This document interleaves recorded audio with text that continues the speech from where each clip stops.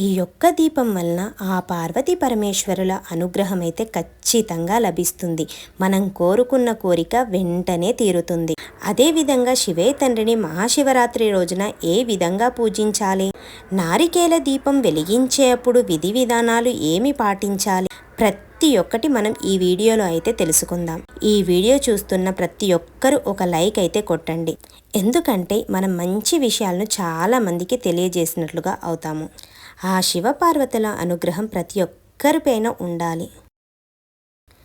Hi అండి, welcome back to my channel. ఈరోజు మన వీడియో వచ్చేసి శివరాత్రి వచ్చేస్తుంది. శివరాత్రి రోజున శివయ్య తండ్రికి ఇష్టమైన ఈ ఒక్క దీపాన్ని వెలిగించి మన మనసులోని కోరికలను ఆ తండ్రికి చెప్పుకోవాలి. ఈ విధంగా చేయడం వలన మన కోరికలు ఆ శివయ్య తండ్రి దయ వలన నెరవేరుతాయి. అదేవిధంగా శివరాత్రి గురించి కొన్ని ముఖ్యమైన విషయాలు కూడా మాట్లాడుకుందాం. పాల్గొన మాసంలోని కృష్ణపక్షం చతుర్దశి రోజున మహాశివరాత్రి పండుగను జరుపుకుంటాము. ఈ నెల ఫిబ్రవరి 26వ తేదీన మహాశివరాత్రి పర్వదినాన్ని అయితే మనం జరుపుకుంటాము. ఈ మహాశివరాత్రి పర్వదినాన భక్తులు ఉపవాసం ఉండి శివయ్య తండ్రికి ప్రత్యేక పూజలు చేసి శివపార్వతుల అనుగ్రహాన్ని పొందాలని అందరూ కోరుకుంటారు. మన పురాణాల ప్రకారం మహాశివరాత్రి రోజునే శివపార్వతుల వివాహం అనేది జరిగింది. అలాగే ఈ మహాశివరాత్రి పండుగ రోజునే ఆ పరమేశ్వరుడు విషాన్ని తాగి సర్వలోకాలను రక్షించాడని మన పురాణాలు చెబుతున్నాయి. మరి ఇంతటి శక్తివంతమైన మహాశివరాత్రి రోజున శివపార్వతుల అనుగ్రహాన్ని సులభంగా పొందాలంటే మీ పూజ గదిలో లేదా శివయ్య తండ్రి టెంపుల్లో నారికేల దీపాన్ని వెలిగిస్తే చాలా మంచి జరుగుతుంది. కొబ్బరి చిప్పల్లో వెలిగించే దీపాన్ని మనం నారికేల దీపం అని అంటాము. శివయ్య తండ్రికి అత్యంత ప్రీతికరమైన వాటిలో నారికేల దీపం ఒకటి. సంవత్సరానికి ఒకసారి వచ్చే ఈ మహాశివరాత్రి రోజున ఎవరైతే కొబ్బరి చిప్ప దీపాన్ని వెలిగిస్తారో అలాంటి వారికి కోటి జన్మల పుణ్య ఫలితం అయితే లభిస్తుంది. జీవితంలో ఉన్న కష్టాలన్నీ తొలగిపోయి ఆ పరమేశ్వరుని ఆశీర్వాదం సులభంగా లభిస్తుంది. కాబట్టి ఈ మహాశివరాత్రి పర్వదినాన నారికేల దీపాన్ని ఎలా వెలిగించాలో ఇప్పుడు చూద్దాం.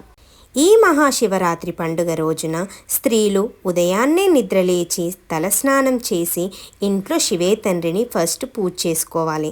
శివరాత్రి రోజున స్నానం చేసేప్పుడు నీటిలో కొంచెం పసుపు వేసుకొని స్నానం చేయండి. జాతక దోషాలన్నీ తొలగిపోయి మీ జాతకంలో అదృష్టమైనది కలిసి వస్తుంది. ముందుగా పూజ గదిని శుభ్రం చేసుకొని మీ పూజ గదిలో ఉన్న శివపార్వతుల పటానికి గంధం బొట్లు పెట్టి పూలతో అలంకరించుకోండి. పసుపు రంగు పూలతో శివయ్య తండ్రిని పూజిస్తే చాలా మంచి జరుగుతుంది. అలాగే గన్నేరు పూలతో శివయ్య తండ్రిని పూజిస్తే విపరీతమైన ధనలాభం అనేది కలుగుతుంది. అదేవిధంగా జిల్లేడు పూలతో శివయ్య తండ్రిని పూజిస్తే మన కోరికలన్నీ వెంటనే నెరవేరుతాయి. ఈ విధంగా శివపార్వతుల పటాన్ని అలంకరించుకొని పూజ గదిలో అష్టదళ ముగ్గుని వేసుకోండి. ముగ్గు పైన పసుపు కుంకుమలు జల్లి ఆ ముగ్గు పైన ఒక ప్లేట్ కానీ ఒక విస్తరాకును కానీ పెట్టుకోవాలి. ఈ ప్లేటు పైన 3 గుప్పిళ్ళ బియ్యం పోసి ఈ బియ్యం పైన కొబ్బరి చిప్పను పెట్టి అందులో దీపం వెలిగించాలి. కాబట్టి నారికేల దీపాన్ని వెలిగించాలంటే ముందుగా ఒక కొబ్బరికాయను తీసుకొని కొబ్బరికాయకున్న పీచు మొత్తం తీసేసి శివయ్య తండ్రికి నమస్కారం చేసుకొని ఆ కొబ్బరికాయను పగలగొట్టుకోవాలి. కొబ్బరికాయలో ఉన్న నీటిని తీసి ఒక గ్లాసులో పోసుకొని పక్కన పెట్టుకోవాలి. ఇలా కొబ్బరికాయను పగలగొట్టినప్పుడు 2 కొబ్బరి చెక్కలు వస్తాయి కదా, అందులో ఒక చిప్పను నైవేద్యంగా సమర్పించి 2వ చిప్పలో దీపాన్ని వెలిగించాలి. 3 కళ్ళున్న కొబ్బరి చిప్పను తీసుకొని దాని పీచు మొత్తం తీసేసి ప్లేట్లో ఉన్న బియ్యం మీద పెట్టుకోవాలి. ఈ కొబ్బరి చిప్పకి కుంకుమ బొట్లు పెట్టి కొబ్బరి చిప్పలో ఆవు నెయ్యి పోసి అందులో వత్తులను వేసి కొబ్బరి దీపాన్ని వెలిగించాలి. ఈ కొబ్బరి దీపం వెలిగించిన మరుక్షణమే శివపార్వతులు ప్రత్యక్షమవుతారని నమ్మకం. కాబట్టి ఈ నారికేల దీపం వెలిగించగానే కొబ్బరి దీపాన్ని ముట్టుకొని నమస్కారం చేసుకోవాలి. ఈ విధంగా వెలిగించిన నారికేల దీపానికి అక్షంతలు వేసి మన మనసులో ఉన్న కోరికలను కోరుకోవాలి. ఈ విధంగా కోరుకోవడం వలన మన కోరికలు అనేవి ఆ శివయ్య తండ్రి దయ వలన ఖచ్చితంగా నెరవేరుతాయి. చివరగా ఈ కొబ్బరి దీపానికి ఆరతి ఇచ్చి శివపార్వతులకు కూడా ఆరతి ఇచ్చి 5 ప్రదక్షిణలు చేసి పూజను ముగించుకోవాలి. ఈ కొబ్బరి దీపం ఖచ్చితంగా 48 గంటల వరకు వెలుగుతూనే ఉండాలి.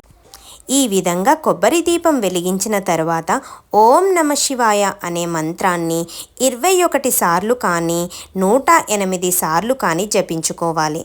అలాగే మనం కొబ్బరికాయను పగలగొట్టినప్పుడు కొబ్బరి నీళ్లు వస్తాయి కదా, ఆ కొబ్బరి నీటినే పూజలో నైవేద్యంగా నివేదించవచ్చు. ఈ నారికేల దీపం కొండెక్కిన తర్వాత ఆ కొబ్బరి దీపాన్ని తీసి ఎవరు తిరగని ప్రదేశంలో వేయాలి లేదా ప్రవహించే నదిలో వదిలేయాలి. శివయ్య తండ్రికి 3 కళ్ళు ఉంటాయి, అలాగే కొబ్బరికాయకు కూడా 3 కళ్ళు ఉంటాయి. కాబట్టి 3 కనులున్న కొబ్బరి చిప్పలో దీపాన్ని వెలిగిస్తే 1,000,000 జన్మల పుణ్య ఫలితమైతే లభిస్తుంది. కొబ్బరికాయలో త్రిమూర్తులు కొలువై ఉంటారు. మహాశివరాత్రి రోజున కొబ్బరి దీపం వెలిగిస్తే అద్భుతమైన అక్షయ ఫలితాలను పొందుతారు. ఈ నారికేల దీపం వెలిగించిన కొన్ని రోజుల్లోనే ఆ పరమేశ్వరుని అనుగ్రహం వల్ల ఎన్నో శుభవార్తలను అయితే వింటారు. ఈ మహాశివరాత్రి పండుగ రోజున శివాలయానికి వెళ్తే చాలా మంచిది. ఎందుకంటే ఈ మహాశివరాత్రి పండుగ రోజున శివపార్వతులిద్దరూ శివాలయంలోనే సంచరిస్తూ ఉంటారు. కాబట్టి శివరాత్రి రోజున శివాలయానికి వెళ్ళి శివాలయంలో దీపాలు వెలిగిస్తే మీ జీవితంలో ఉన్న కష్టాలన్నీ తొలగిపోయి తరతరాలకు తరగని ఐశ్వర్యమైతే లభిస్తుంది. ఈ పవిత్రమైన మహాశివరాత్రి నాడు నంది కొమ్ముల మధ్య నుండి ఆ పరమేశ్వరుణ్ణి దర్శించుకున్న వారికి జన్మ జన్మల పాపాలన్నీ తొలగిపోయి జన్మ జన్మల అదృష్టాన్ని పొందుతారు. శివయ్య తండ్రికి ఎన్ని పూజలు చేసినా సరే శివలింగానికి అభిషేకం చేయకపోతే మీరు చేసే పూజలన్నీ సరైన పుణ్య ఫలితం అనేది లభించదు. కాబట్టి ఈ శివరాత్రి రోజున తప్పకుండా ప్రతి ఒక్కరూ శివలింగానికి అభిషేకం చేయండి. శివలింగం పైన చెంబుడు నీళ్లు పోసినా సరే ఆ పరమేశ్వరుడు ఉప్పొంగిపోయి మీ కుటుంబానికి మీకు అష్టైశ్వర్యాలను ప్రసాదిస్తాడు.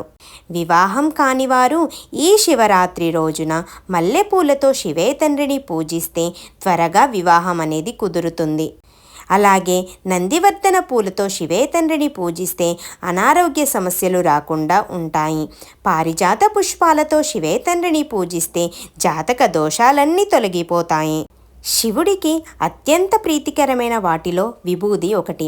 కాబట్టి ఈ మహాశివరాత్రి పండుగ రోజున తప్పకుండా విభూదిని ధరించాలి. ప్రతి ఒక్కరూ మహాశివరాత్రి రోజున ఆ శివయ్య తండ్రిని భక్తి శ్రద్ధలతో పూజించుకొని ఆ శివపార్వతుల అనుగ్రహం అయితే పొందాలని మనస్ఫూర్తిగా కోరుకుంటున్నాను. ఆ మహాశివుని ఆశీస్సులు ప్రతి ఒక్కరిపైన ఉండాలి. అంతే అండి ఈ వీడియో కనుక మీకు నచ్చినట్లయితే లైక్ చేయండి, షేర్ చేయండి, కామెంట్ చేయండి. మరిన్ని ఇటువంటి మంచి వీడియోల కోసం నా ఛానల్ని అయితే సబ్స్క్రైబ్ చేసుకోండి. ఓం నమ శివాయ. శ్రీమాత్రే నమః.